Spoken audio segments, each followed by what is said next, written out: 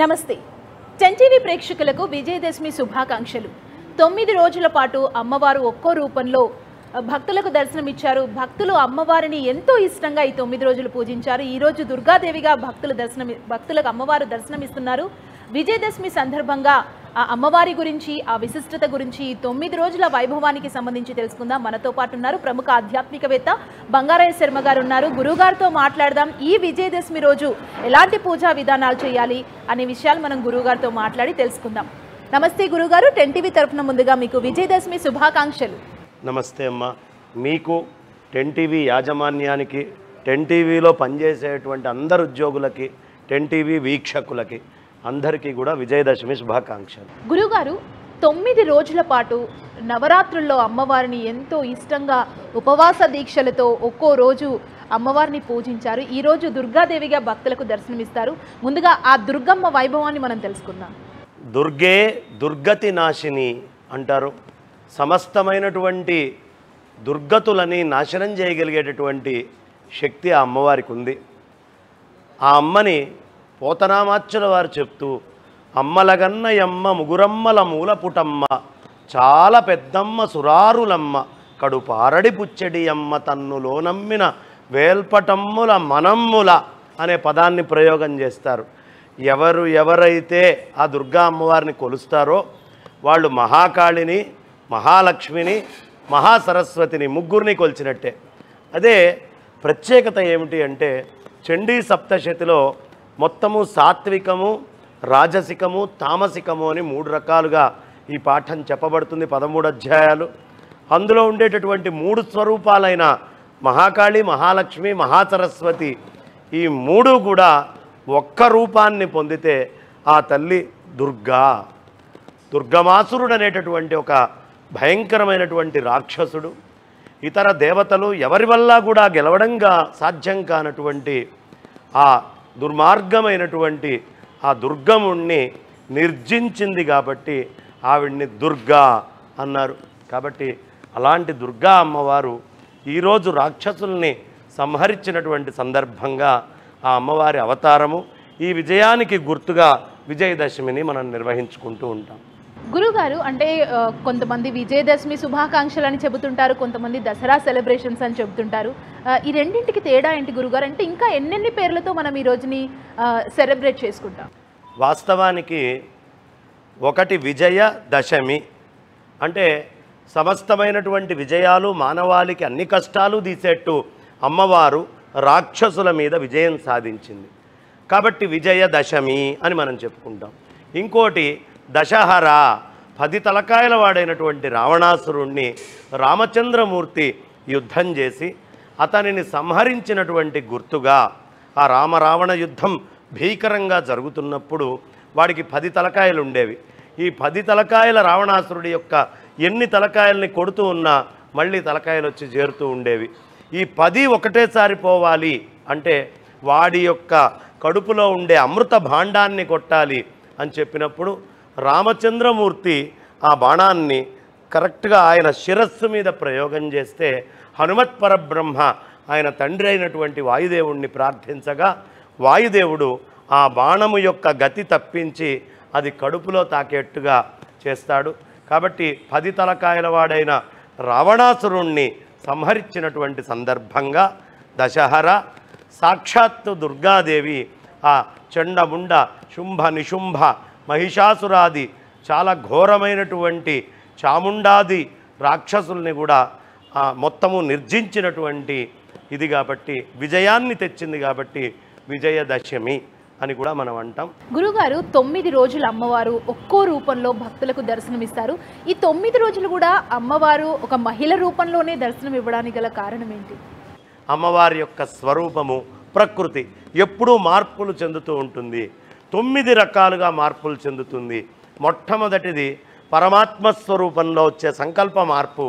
అక్కడి నుంచి ఆకాశము అనేటటువంటిది ఉద్భవించింది. మొత్తం స్పేస్, ఈ స్పేస్ అంతా కూడా వచ్చింది. ఇదంతా 2వ మార్పు. 3వ మార్పు అందులోంచి వచ్చినటువంటి వాయువు. 4వ మార్పు అందులోంచి వచ్చిన అగ్ని. 5వ మార్పు అందులో వచ్చిన జలము. 6వ మార్పు అక్కడి నుంచి వచ్చినటువంటి పృథివీ. 7వ మార్పు ఆ పృథివీలో నుంచి వచ్చినటువంటి చెట్లు. 8వ మార్పు అందులో వచ్చినటువంటి ఓషధులు. ఈ ఓషధుల నుంచి పితృమాతృగర్భరూపంగా బయటికి వచ్చేటువంటి శిశువు యొక్క ఇది 9. ఈ మొత్తము దశలన్నీ కూడా 9 అని చెప్తారు. కాబట్టి నవమాసాలు కన్నారు అని ఈ 9ని కడుపులో ఉండేటువంటి పిల్లవాడికి, జీవానికి, ఉత్పత్తికి అన్నిటికీ గుర్తుగా చెప్తారు. ఆ తల్లి కూడా 9గా మారుతూ వచ్చి పూర్తిగా ఈ రాక్షసులందరి యొక్క బాధల్ని తీసి జీవాన్ని నిలబెడుతుంది. అందుకనే ఈ తల్లిని బతుకమ్మ అని పిలుస్తారు. అలాగే ప్రాణేశ్వరి అనేటటువంటి మాటతోటి కూడా ఆ అమ్మవారిని మనమందరం కొలవడం ఉంది. ప్రాణస్వరూపంగా ఆ తల్లిని మనం తీసుకుంటాం. అందుకని ఇన్ని రకాలైనటువంటి రూపాల్లో ఆ తల్లి వచ్చి మొట్టమొదట బాలత్రిపుర సుందరిగా వచ్చింది. ఈ బాలత్రిపుర సుందరిగా వచ్చినటువంటి అమ్మవారు శ్రీ విద్యోపాసన కానీ శ్రీచక్రార్చన కానీ ఏదైనా చెయ్యాలి అంటే తొలి పూజకి అర్హత అయినటువంటి దేవత బాలత్రిపురా సుందరి. ఇక 2వ అవతారము సాక్షాత్తు గాయత్రిగా ఆ అమ్మవారు ముక్త విద్రుమ హేమ నీల ధవళఛాయగా మనందరికీ దర్శనమిస్తుంది. అలా దర్శనమిచ్చేటటువంటి ఆ తల్లినే మనమందరము కూడా గాయత్రి అని పిలుస్తాం. ఇక 3వ రూపం వచ్చేటప్పటికి అన్నపూర్ణ అమ్మవారిగా ఆ అమ్మవారు విశేషంగా అందరినీ కూడా అనుగ్రహిస్తూ ఉంటారు. ఆ అన్నపూర్ణ సదా పూర్ణమై మనకి మనస్సు, మనకు అదేవిధంగా బుద్ధి ఈ 2 రావడానికి ముఖ్యమైన కారణం అన్నము. దాని తర్వాత లలిత త్రిపుర సుందరి.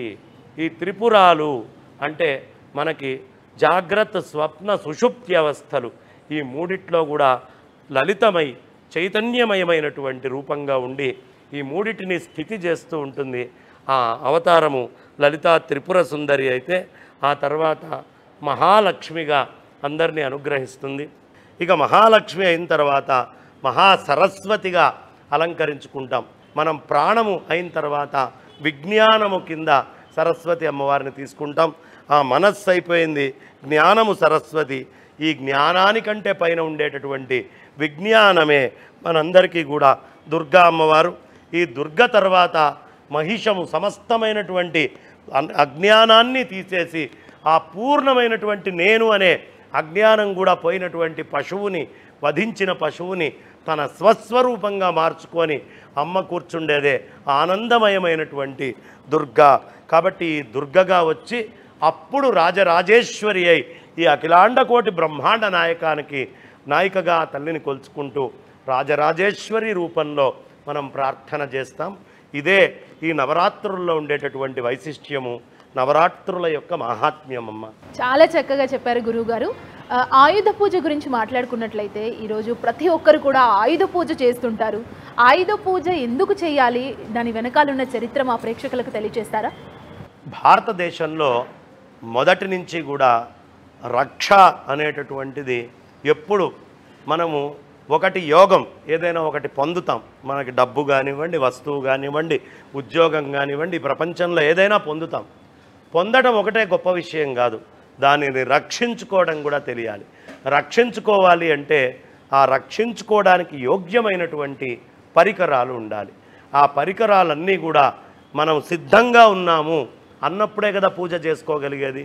కాబట్టి ఎప్పటికప్పుడు నీ జీవితంలో నువ్వు ఎదగడానికి అవసరమైనటువంటి ఆయుధాలని జాగ్రత్తగా పెట్టుకో, సిద్ధం చేసుకో, వాటిల్ని పూజించు అని చెప్పడము ఒక సంప్రదాయము. అందుకనే పూర్వం క్షత్రియులందరూ కూడా ఖడ్గాలు అన్నిటినీ కూడా తీసుకొని వెళ్ళి వాళ్ళు పూజ చేసి ఈ భూమండలాన్నంతా అమ్మ యొక్క అనుగ్రహంతో మేము రక్షిస్తాము అని ఆ ఆయుధాలకి పూజ చేయటం, ఆ ఆయుధాలని ధరించటం, ఆ ఆయుధాల యొక్క మహత్తుని చూపించడం చేసేవారు. కాబట్టి యోగము, క్షేమము అనే దానికి అవసరమైన బలాన్ని మనం ఎప్పుడూ సముపార్జన చేయాలి. అందుకని ఆయుధ పూజ అనేది ప్రత్యేకంగా చేస్తామమ్మా. గురువుగారి ఈ ఆయుధ పూజ అవగానే జమ్మి చెట్టు దగ్గరికి ఊరు వాళ్ళందరూ వెళ్ళి అక్కడ ప్రత్యేకంగా పూజలు చేసి ఆ జమ్మి ఆకును తెచ్చుకొని పెద్దవాళ్ళ చేతుల్లో పెట్టి ఆశీర్వాదాలు తీసుకుంటారు కదా గురుగారు, దీని వెనకాల ఉన్న రహస్యం ఏంటి? అలా తీసుకోవడం వల్ల ఏం జరుగుతుంది?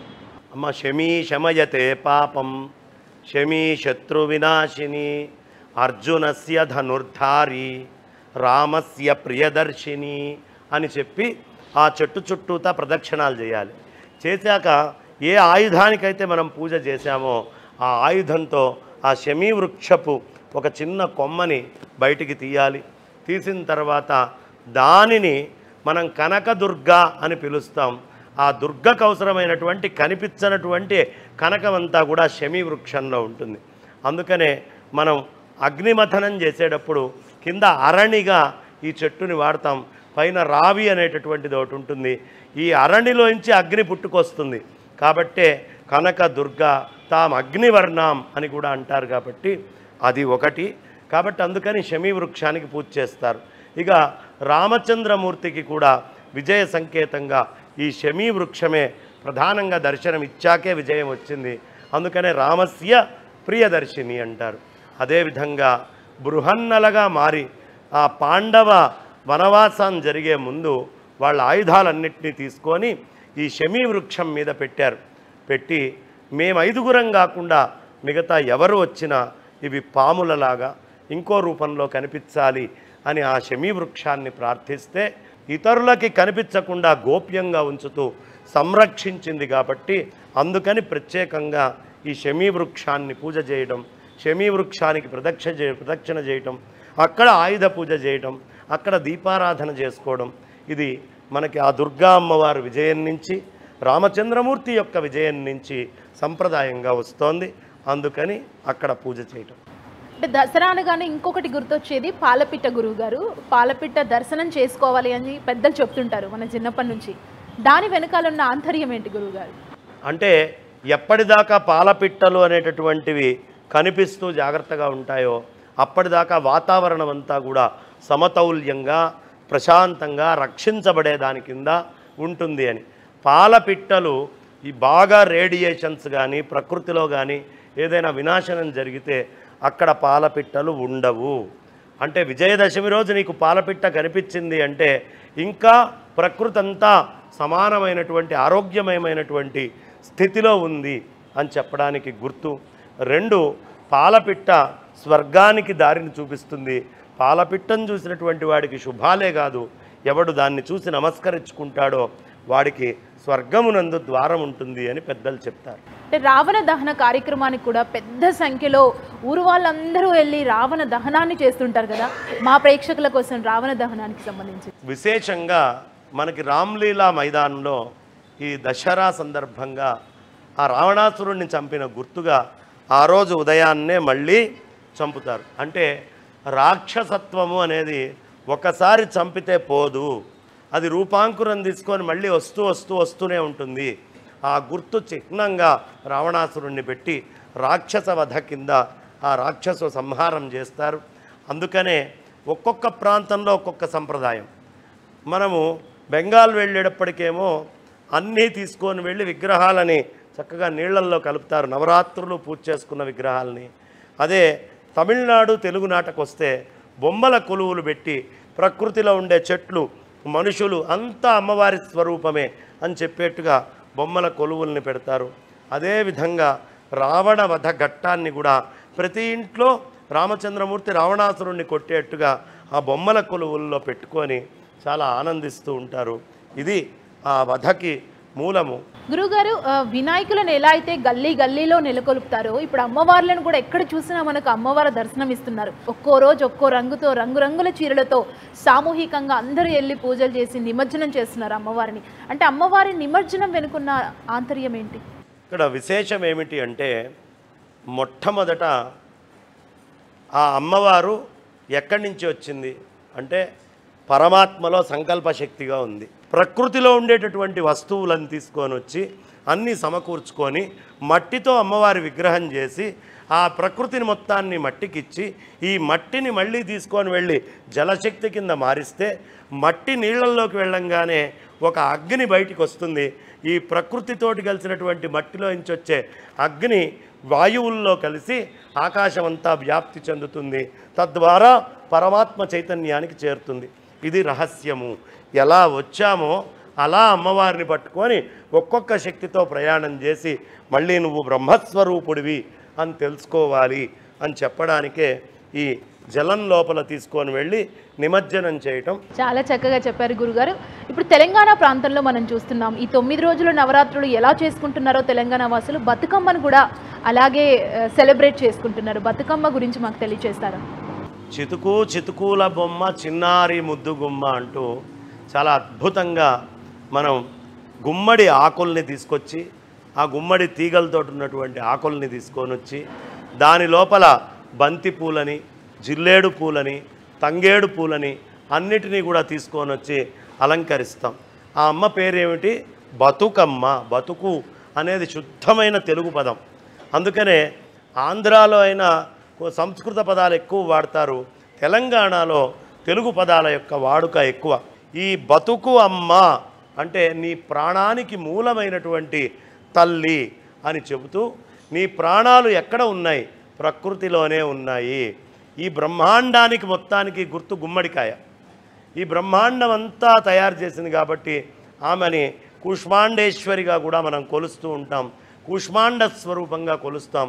ఈ బ్రహ్మాండం అంతా ఎలా ఉందయ్యా అంటే ఓవెల్ షేప్లో ఉంది అని మనకెవరో ఈ మధ్యలో వచ్చిన సోమర్ఫీల్డ్లో ఎవరో చెప్పడం కాదు, సనాతన వైదిక ధర్మంలో ఈ బ్రహ్మాండం ఓవెల్ షేప్లో ఉంది అని చెప్పడానికి గుమ్మడికాయని ఆధారంగా తీసుకొని సౌరశక్తిని గ్రహించే జిల్లేడుని, అదేవిధంగా చంద్రశక్తిని సూర్యుడిలోంచి అపరోక్షమైన శక్తిని గ్రహించే తంగేడు పూలని తీసుకొని వచ్చి ఒకటి సూర్యస్వరూపంగా ఒకటి చంద్రస్వరూపంగా వీటన్నిటినీ అక్కడ పెట్టుకొని ఈ అంతటిలో మనకి బయటికి కనిపించేది అమ్మవారే అని చెప్తూ ఆ అమ్మవారిని పెట్టి మనం ప్రదక్షిణం చేస్తాం. చక్కగా బతుకమ్మ ఆడుతూ ఉంటారు. మా ప్రాణాలు నీ వల్లమ్మ, ఈ ప్రాణంతో నీ చుట్టూ తిరుగుతాము అని చెప్పి ప్రార్థన చేయటం. అందుకనే మీరు చూడండి తెలంగాణలో ఈ బతుకమ్మ ఎందుకు ఇంత ప్రత్యేకత అంటే కాకతీయ సామ్రాజ్యం వచ్చింది. కాకతి అంటే గుమ్మడి తీగ. కాబట్టి ఈ గుమ్మడి తీగ బ్రహ్మాండానికి మూలమైనటువంటి ఆ తీగనే వాళ్ళు రాజ్యానికి గుర్తుగా పెట్టుకొని ఆ రాజ్యాన్ని నేలుతూ బతుకమ్మ చాలా విశేషమైనటువంటి ప్రాభవాన్ని కాకతీయ సామ్రాజ్యంలో పొంది అప్పటి నుంచి అనూచారంగా ఆచారంగా ఈ పూజలు మనం చేసుకుంటూ ఉన్నాం. అది విశేషమమ్మ. చాలా అద్భుతంగా బతుకమ్మ గురించి చెప్పారు గురుగారు. మహిళలు అన్ని రంగాల్లో దూసుకుపోతున్నారు. ఈ 9 రోజుల్లో 9 అవతారాల్లో ఉన్న అమ్మవార్లను చూసి మహిళలు ఏం నేర్చుకోవాలి, ఇంకా వాళ్ళు స్ట్రాంగ్ అవ్వాలంటే మీరేం చెప్తారు? దుష్ట శిక్షణ, శిష్ట రక్షణ. మనం వివాహం చేసుకొని ఏ కుటుంబంలో ఉన్నామో, మనకి ఎవరు జన్మనిచ్చినటువంటి కుటుంబమైనటువంటి పుట్టిల్లుందో మెట్టిల్లుందో ఈ రెండింటినీ కాపాడుకుంటూనే దుష్టత్వము అనేది మనకు బయట ప్రపంచంలో అంతటా కనిపిస్తోంది. నువ్వు తప్పుడు దారిలో వెళ్ళకు, తప్పు దారిలో వచ్చేటటువంటి రాక్షసులు ఎవరైనా ఉంటే శిక్షించడం నేర్చుకో అని దుష్ట శిక్షణ శిష్ట రక్షణ అని చెబుతూనే అసలు అమ్మవారు లేకపోతే ఏ పని లేదు. ముందరికి ప్రతి రంగంలో దూసుకొని వెళ్ళేది అమ్మవారే. ఇది సనాతన వైదిక ధర్మంలో చెప్పబడ్డది. ఆకాశం ఉంటే ప్రయోజనమే ఉంది, అందులో శబ్దమైనటువంటి శక్తి ఉంటేనే ప్రయోజనం, అది అమ్మవారు. అదే వాయువు ఉంటే ప్రయోజనమే ఉంది, అందులో స్పర్శ ఉంటేనే ప్రయోజనము. అదే అగ్ని ఉంటే ప్రయోజనమే ఉంది, రూపం ఉంటే ప్రయోజనము. అదే జలం ఉంటే ప్రయోజనమే ఉంది, రుచి ఉంటే ప్రయోజనము. భూమి ఉంటే ప్రయోజనమే ఉంది, గంధం వాసన ఉంటే ప్రయోజనము.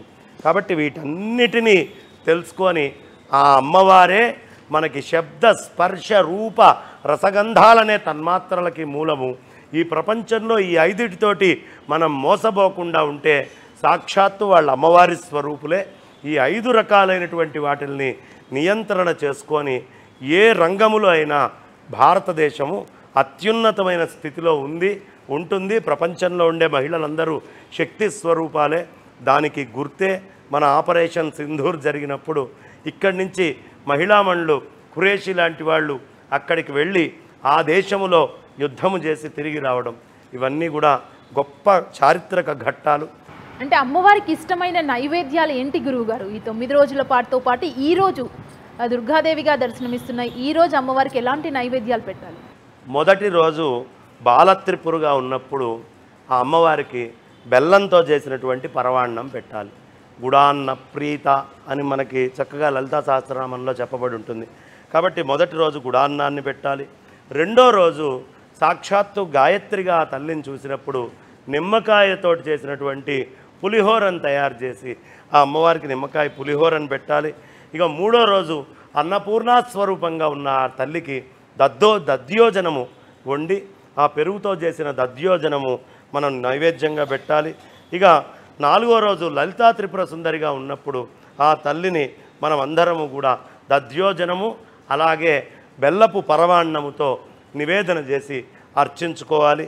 అదేవిధంగా మహాలక్ష్మిగా ఉన్నప్పుడు క్షీరాన్నము పూర్ణాలు ఈ రెండింటినీ కూడా చేసుకోవడం అనేది సంప్రదాయము.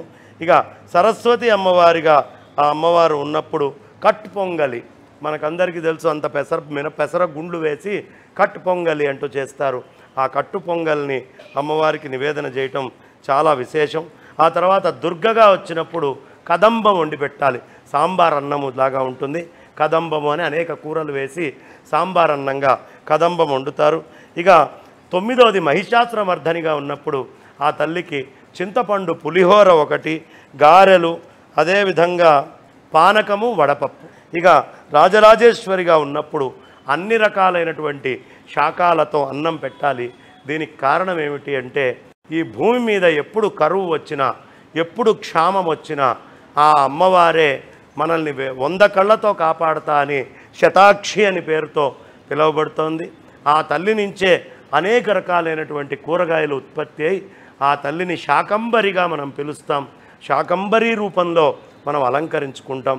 ఈ శక్తే అన్ని ఆహారాలకి మూలం కాబట్టి ఆ అమ్మవారిని మనం ఇన్ని రకాలైనటువంటి ఆహారాలు పెట్టి అవి మళ్ళీ మనం ప్రసాదంగా స్వీకరించడం వల్ల ఏ రోజు ఏ సాధనకి ఏమి తినాలి అనేది కూడా పెద్దలు నిర్ణయించి పెట్టారు. అలా తీసుకుంటే శరీరంలో ఉండేటటువంటి చక్రాలన్నీ కూడా మూలాధార స్వాధిష్టాన మణిపూరక అనాహత విశుద్ధ ఆజ్ఞాది చక్రాలన్నీ కూడా ఒక్కసారి ఉత్తేజితమై విశేషమైన శక్తిని సముపార్జన చేసిన వాళ్ళం అవుతాం. ధన్యవాదాలు గురువుగారు. మీ విలువైన సమయాన్ని ఇచ్చి మా 10TV ప్రేక్షకులకు ఈ విజయదశమి రోజు చాలా మంచి విషయాలని, ఆ దుర్గామాత విశిష్టతని, ఈ నవరాత్రుల విశిష్టతని తెలియజేసినందుకు ధన్యవాదాలు గురుగారు. విజయదశమి సందర్భంగా ఇది వాటి ప్రత్యేక కార్యక్రమం. మరో కార్యక్రమంతో మళ్ళీ కలుద్దాం. చూస్తూనే ఉండండి 10TV.